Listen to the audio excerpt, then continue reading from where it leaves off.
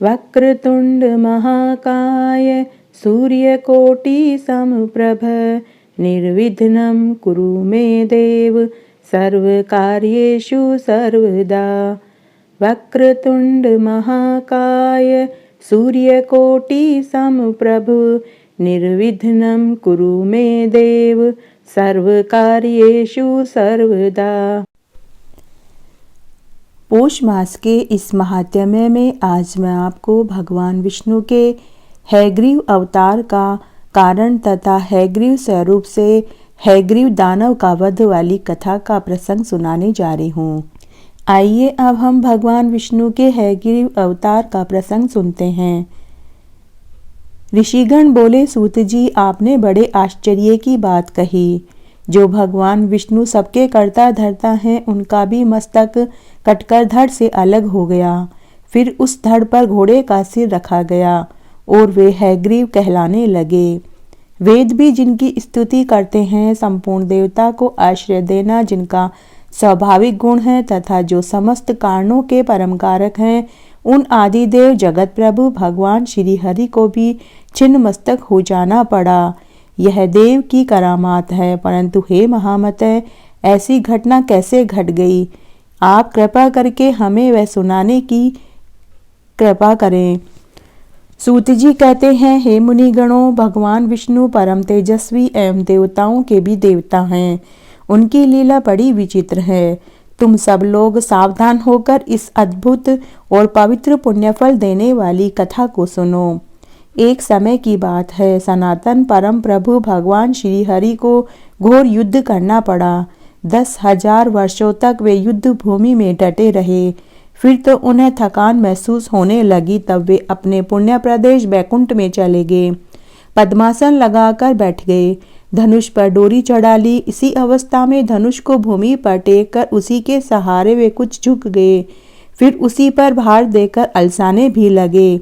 श्रम के कारण तथा लीला संयोग से उन्हें घोर निद्रा आ गई। उसी अवसर पर कुछ दिनों से देवताओं के यहाँ यज्ञ करने की योजना चल रही थी।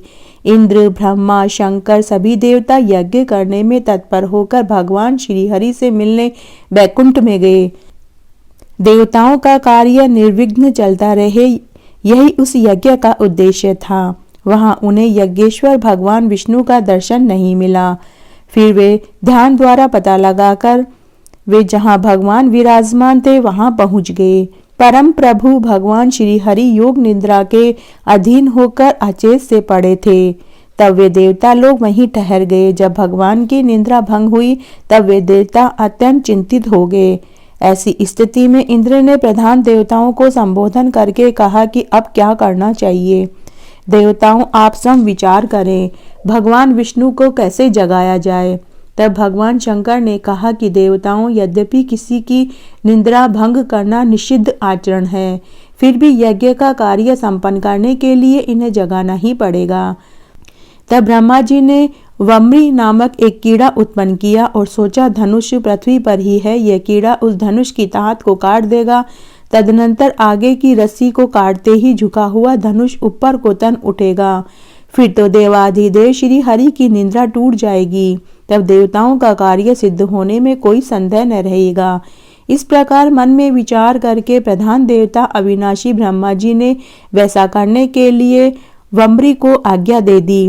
तब वह वम्री नामक कीड़ा ब्रह्मा जी से कहने लगा कि अरे लक्ष्मीकांत, भगवान नारायण देवताओं के भी आराध्य देव हैं, भला उन जगत गुरु की निद्रा में कैसे भंग कर सकता हूँ। हे भगवान, इस धनुष की डोरी को काटने से मुझे कौन सा लाभ है जिसके कारण ऐसा मैं घृणित कार्य करूं। सभी प्राणी किसी न किसी स्वार्थ को लेकर ही नीच कर्म में प्रवृत्त होते हैं, यह बिल्कुल निश्चिंत बात है। इसलिए यदि मेरा कोई निजी काम बनने वाला हो तभी मैं इसे काटने के लिए तत्पर होऊंगा। ब्रह्मा जी ने कहा, सुनो, हम लोग तुम्हें यज्ञ में भाग दिया करेंगे। यह निजी भाग मानकर अब तुम शीघ्र अपना काम करो, अर्थात भगवान श्री हरि को जगा दो। देखो, यज्ञ में हवन करते समय अगल बगल में जो भी हविष्य गिर जाएगा वह तुम्हारा भाग है, यह समझ लो। अच्छा, अब हमारा काम जल्दी हो जाना चाहिए। इस प्रकार ब्रह्मा जी के कहने पर उसी क्षण वम्बरी ने प्रत्यंचा को, जो नीचे भूमि पर थी, खा लिया। फिर तो धनुष बंधन मुक्त हो गया।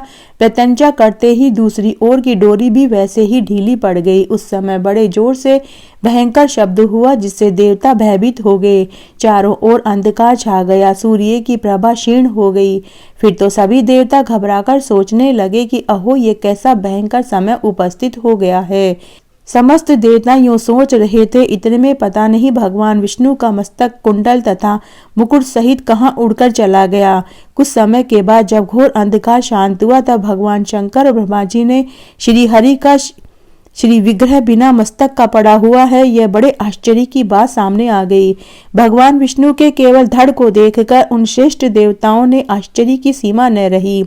अब वे चिंता के समुद्र में डूबने लगे। अत्यंत दुखी होकर उनकी आंखें जल से टपकने लगी। वे विलाप करने लगे, आप तो देवताओं के भी आराध्य देव हैं, सनातन प्रभु हैं। हे भगवान, संपूर्ण देवताओं को निष्प्राण करने वाली यह कैसी विचित्र घटना घट गई है। तब ब्रह्मा जी ने कहा कि काल भगवान ने जैसा विधान रच रखा था वैसा अवश्य ही होता है। यह बिल्कुल असंदिग्ध बात है। जैसे बहुत पहले काल की प्रेरणा से भगवान शंकर ने मेरा ही मस्तक काट दिया था, उसी तरह आज भगवान विष्णु का भी मस्तक धड़ से अलग होकर समुद्र में जा गिरा है। शचीपति देवराज इंद्र के हजारों भग हो गए हैं। उन्हें दुखी देखकर स्वर्ग से गिर जाने पड़ा और मानसरोवर में जाकर वे कमल पर रहने लगे। अतएव तुम्हें बिल्कुल शोक नहीं करना चाहिए। तुम सभी उन सनातनमयी विद्या स्वरूपिणी महामाया का चिंतन करो। वे प्रकृतिमयी भगवती निर्गुण स्वरूपिणी हैं एवं सर्वोपरि विराजमान हैं। अब वे ही हमारा कार्य सिद्ध करेंगी। वे जगत को धारण करती हैं, उनका नाम परम विद्या है। सब प्राणी उन्हीं की संतान हैं। त्रिलोकी में चर और अचर जितने प्राणी हैं, सब वे विराजमान हैं। फिर ब्रह्मा जी ने वेदों को, जो सामने देह धारण करके उपस्थित थे, उनको आज्ञा दी।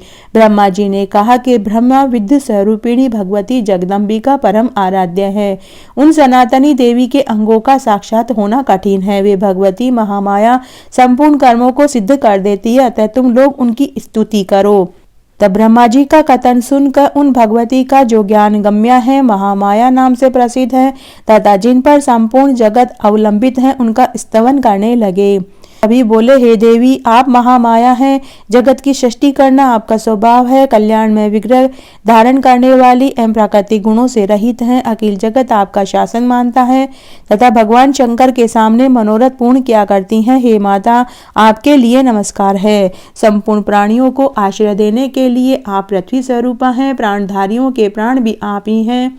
धी, श्री, कांति, क्षमा, शांति, श्रद्धा, मेधा, धृति, स्मृति, ये सभी आपके नाम हैं। ओमकार में जो अर्ध मात्रा है वह आपका रूप है। गायत्री में आप प्रणव है। जया, विजया, धात्री, लज्जा, कीर्ति, स्पृहा और दया, इन नामों से आप प्रसिद्ध हैं। हे माता, हम आपको नमस्कार करते हैं। आप त्रिलोकी को उत्पन्न करने में बड़ी कुशल हैं। आपका विग्रह दया से परिपूर्ण है। आप माताओं की भी माता हैं। आप विद्यामयी कल्याण स्वरूपिणी हैं। आपका सारा प्रयत्न अखिल जगत के हितार्थ के लिए होता है। वाग बीज आपका स्थान है। ज्ञान द्वारा संसार जनित अंधकार को आप नष्ट करती हैं। ब्रह्मा, विष्णु, महेश, इंद्र, अग्नि, सरस्वती, सूर्य, ये भूमंडल के स्वामी कहे जाते हैं। उन्हें भी आपने ही नियुक्ति किया है, इसलिए आपके समक्ष उनकी कुछ भी प्रधानता नहीं है। आप चराचर जगत की जननी हैं। हे जगदम्बिके, आपको जब अखिल भूमंडल को उत्पन्न करने की इच्छा होती है, तब आप ब्रह्मा, विष्णु, महेश मुख्य देवताओं को प्रकट करती हैं। हे देवी, वस्तुतः तो आपका एक ही रूप है। आपका यह अद्भुत चरित्र हमारे मन को मोह में डाल रहा है। जब सारी श्रुतियां आपके गुणों एवं प्रभाव को जानने में असमर्थ रही हैं, तब हम उन्हें कैसे जान सकते हैं। हे कल्याणमयी जगदम्बिके, भगवान श्री विष्णु का मस्तक धड़ से अलग हो गया है। क्या आप इसे नहीं जानती अथवा जानकर भी उनके प्रभाव की परीक्षा करना चाहती हैं। इस समय श्री हरि मस्तकहीन हो गए हैं। यह बात महान आश्चर्यजनक एवं साथ ही असीम दुख प्रदान करने वाली है। अब हम यह नहीं जान सकते कि आप जन्म मरण के बंधन को काटने में कुशल होते हुए भी श्री विष्णु के मस्तक को जोड़ने में विलंब क्यों कर रही हैं? हे जगदम्बिके, आपका यह लीला वैभव अब हमारी समझ से बाहर है। अथवा युद्ध भूमि में देवताओं से हार जाने पर दैत्यों ने पावन तीर्थों में जाकर कोई घोर तप किया है और आप उन्हें वर दे चुकी हैं। भगवान विष्णु का मस्तक अलक्षित हो गया है। अब आप श्री हरि को मस्तकहीन देखने का ही आनंद लूटना चाहती हैं। हे जगदम्बिके, आप लक्ष्मी पर कुपित तो नहीं हो गई हैं क्योंकि उनको आप भगवान विष्णु से रहित देखना चाहती हैं? माना यदि लक्ष्मी ने अपवाद किया है तब भी तो आपको क्षमा कर देना चाहिए क्योंकि वे भी आपके ही रूप से प्रकट हुई हैं। अतः श्री हरि को पुनः मस्तक प्रदान करके लक्ष्मी को प्रसन्न करने की कृपा कीजिए। हे देवी, ये सुरगण आपको निरंतर नमस्कार करते हैं। आपके जगत सृजन्य में कार्य की व्यवस्था से ये प्रधान सदस्य हैं। आपकी कृपा से इन्हें प्रतिष्ठा प्राप्त हो चुकी है। अब आप अखिल लोकनायक भगवान विष्णु को प्राणदान करके शोक रूपी समुद्र से इनका उद्धार करने की कृपा कीजिए। हे माता, पहले तो हम यह नहीं जानते कि श्री हरि का मस्तक कहाँ चला गया। यह तो बिल्कुल निश्चित है कि आपकी कृपा के बिना कोई उपाय नहीं है। हे देवी, आप जैसे अमृत पिलाकर देवताओं को जीवित करने में निपुण है, वैसे ही अब जगत को भी जीवित करना आपका कर्तव्य है। इस प्रकार सभी देवताओं ने भगवती जगदम्बिका की स्तुति करी। तब वे गुणातीत मायामयी देवी अत्यंत प्रसन्न हो गई। फिर तो देवताओं को लक्ष्य करके आकाशवाणी हुई। प्रत्येक वाणी कल्याणमयी थी। आकाशवाणी ने इस प्रकार कहा, हे देवताओं, अब तुम्हें चिंता करने की आवश्यकता नहीं है। शांत चित्त होकर अपने स्थान पर विराजमान हो जाओ। वेदों ने भली भांति मेरी स्तुति की है, अतः मेरी प्रसन्नता में किंचित भी संदेह नहीं है। जो पुरुष मृत्यु लोक में मेरे इस स्रोत को भक्ति पूर्वक पढ़ता है, सुनता है या सुनाता है, उसे सभी अभिष्ट वस्तुएं सुलभ हो जाती है। जो श्रद्धालु तीनों काल में सदा इसका श्रवण करता है, उसके सभी शोक शांत हो जाते हैं, वे सब सुखी हो जाते हैं। मेरा यह वेद प्रणीत स्रोत निश्चय ही वेद तुल्य है। अब तुम लोग श्री हरि के छिन्न मस्तक होने का कारण सुनो। इस जगत में कोई भी कार्य अकारण नहीं होता। एक समय की बात है, भगवान विष्णु लक्ष्मी के साथ एकांत में विराजमान थे। लक्ष्मी के मनोहर मुख को देखकर उन्हें हंसी आ गई। लक्ष्मी ने समझा, हो न हो भगवान विष्णु की दृष्टि में मेरा मुख कुरूप सिद्ध हो चुका है, अतः मुझे देखकर इन्हें हंसी आ रही है, क्योंकि बिना कारण कोई हंसता नहीं है। फिर तो महालक्ष्मी को क्रोध आ गया। सात्विक स्वभाव वाली होने पर भी वे तमोगुण से आविष्ट हो गई। श्री महालक्ष्मी के शरीर में भयंकर तामसी शक्ति का प्रवेश हो गया। उसका भी भावी परिणाम वस्तुतः देवताओं का कार्य सिद्ध करना था। वे अत्यंत व्याकुल हो गई। तब झट उनके मुख से निकल गया, तुम्हारे यह मस्तक गिर जाए। इसी से इस समय उनका यह सिर क्षीर सागर में लहरा रहा है। हे देवताओं, इसमें कुछ कारण दूसरा भी है। वह यह है कि तुम लोगों का एक महान कार्य सिद्ध होने वाला है। यह बिल्कुल निश्चिंत बात है। हैग्रीव नामक एक दैत्य हो चुका है, जिसकी विशाल भुजाएं हैं और वह बड़ी ख्याति पा चुका है। सरस्वती नदी के तट पर जाकर उसने महान तपस्या करी। वह मेरे एकाक्षर मंत्र माया बीज का जाप कर रहा है, बिना कुछ खाए पिए जप कर रहा है। उसकी इंद्रियां वश में हो चुकी है। सभी भोगों का उसने त्याग कर दिया है। संपूर्ण भूषणों से भूषित जो मेरी तामसी शक्ति है, उसी शक्ति की उसने आराधना करी है। वह दैत्य 1000 वर्ष से मेरी कठोर तपस्या कर रहा है। तब मैं ही तामसी शक्ति के रूप में सजकर उसके पास गई और जैसे रूप का वह ध्यान कर रहा था, ठीक उसी रूप में मैंने उसे दर्शन दिए। वे सिंह पर बैठी थी, सर्वांग दया से ओतप्रोत थी। मैंने कहा, हे महाभाग, वर मांगो। हे सुव्रत, तुम्हें जो इच्छा है उसे देने के लिए मैं तैयार हूँ। मुझ देवी की बात सुनकर वह दानव प्रेम से विभोर हो उठा और उसने तुरंत मेरी प्रदक्षिणा करी, मेरे चरणों में अपना मस्तक झुका दिया। मेरे इस रूप को देखकर उसके नेत्र प्रफुल्लित हो गए और आनंद के आंसुओं से भर गए। फिर तो वह मेरी स्तुति करने लगा। वह हैग्रीव दैत्य बोला कि हे कल्याणमयी देवी, आपको नमस्कार है। आप महामाया हैं। षष्ठी स्थिति संहार आपका स्वाभाविक गुण है। भक्तों पर आप हमेशा कृपा करती हैं। आप सबके मनोरथ पूर्ण करती हैं, मुक्ति को देने वाली हैं। पृथ्वी, जल, तेज, वायु, आकाश, गुण, गंध, रस, रूप, स्पर्श, शब्द, इन सब का कारण आप ही हैं। हे महेश्वरी, नासिका, त्वचा, जिह्वा, नेत्र, कान, इंद्रियां, इनके अतिरिक्त भी जितनी भी कर्मेंद्रियां हैं, वे सब आपसे ही उत्पन्न हुई हैं। तब मैंने उससे कहा कि तुमने बड़ी अद्भुत तपस्या करी है, मैं तुम्हारी भक्ति से प्रसन्न हूँ। तुम अपना कोई वर मांग लो, तुम्हें जो भी इच्छा हो मैं तुम्हें देने के लिए तैयार हूँ। तब वह हैग्रीव दैत्य मुझसे बोला कि हे माता, जिस किसी प्रकार भी मुझे मृत्यु का मुख न देखना पड़े, मुझे ऐसा वर दीजिए, मैं अमर योगी बन जाऊं, देवता और दानव कोई भी मुझे जीत न सके। तब मैंने उसे कहा कि देखो, जन्म लेने वाले की मृत्यु अवश्य होती है, यह निश्चित बात है, भला ऐसी सिद्ध मर्यादा जगत में कैसे व्यर्थ की जा सकती है। हे राक्षस राज, मृत्यु के विषय में तो ऐसी ही बात पक्की समझ लेनी चाहिए, अतः मन में सोच विचार कर जो दूसरा वर हो वह मांगो। तब वह हैग्रीव दैत्य बोला कि अच्छा हे माता, हैग्रीव के हाथ ही मेरी मृत्यु हो, दूसरा मुझे कोई न मार सके, बस अब मेरे मन की यही अभिलाषा है, ऐसी पूर्ण करने की कृपा करें। तब मैंने उसे कहा कि हे महाभाग, अब तुम घर जाओ और आनंद पूर्वक राज्य करो, यह बिल्कुल निश्चिंत है, हैग्रीव के सिवा तुम्हें दूसरा कोई नहीं मार पाएगा।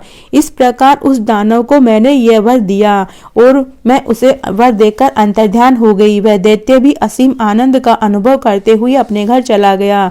वही पापी इन दिनों मुनियों और वेदों को अनेक प्रकार से सता रहा है। त्रिलोकी में कोई भी ऐसा नहीं है जो उस दुष्ट को मार सके, अतएव इस घोड़े का सुंदर सिर उतारकर श्री विष्णु के धड़ से जोड़ दिया जाएगा। यह कार्य ब्रह्मा जी के हाथ संपन्न होगा। तदनंतर वे ही भगवान हैग्रीव देवताओं के हित साधने के लिए उस दुष्ट राक्षस हैग्रीव को प्राण दंड देंगे। देवताओं से यूं कहकर वह आकाशवाणी शांत हो गई। फिर तो देवता आनंद से विवल हो उठे और उन्होंने दिव्य शिल्पी ब्रह्मा जी से कहा। देवता बोले, हे ब्रह्मा जी, श्री विष्णु के मस्तकहीन शरीर पर सिर जोड़ना रूपी महाकार्य अब आपके हाथों ही होना चाहिए। तभी भगवान हैग्रीव बनकर उस दानव राक्षस हैग्रीव का संहार करेंगे। देवताओं की बात सुनकर ब्रह्मा जी ने उसी क्षण सुरगण के सामने ही तलवार से घोड़े का मस्तक उतार लिया, साथ ही तुरंत उसे भगवान के शरीर पर जोड़ने की व्यवस्था कर दी। फिर तो भगवती जगदम्बिका के कृपा प्रसाद से उसी क्षण भगवान विष्णु का हैग्रीव अवतार हो गया। वह दानव बड़ा ही अभिमानी था, देवताओं से घोर शत्रुता रखता था। अवतार लेने के बाद कितने समय तक भगवान उनके साथ युद्ध भूमि में डटे रहे, तब कहीं जाकर उसकी मृत्यु हुई। मृत्युलोक में रहने वाले जो पुरुष यह पुण्यमयी कथा को सुनेंगे वे संपूर्ण दुखों से मुक्त हो जाएंगे, यह बिल्कुल निश्चिंत बात है। भगवती महामाया का चरित्र परम पवित्र एवं पापों का संहार करने वाला है। जो भी इसे पढ़ेगा, सुनेगा और सुनाएगा उन्हें संपूर्ण संपत्तियां प्राप्त होगी। इस तरह आज मैंने आपको उसके इस महात्म्य में भगवान विष्णु के हैग्रीव अवतार की पुण्य गाथा सुनाई। आशा करती हूँ यह आपको जरूर पसंद आएगी। मेरे साथ बने रहने के लिए आपका धन्यवाद। आगे के महात्म्य के लिए भी आप इसी तरह मेरे साथ बने रहें। धन्यवाद।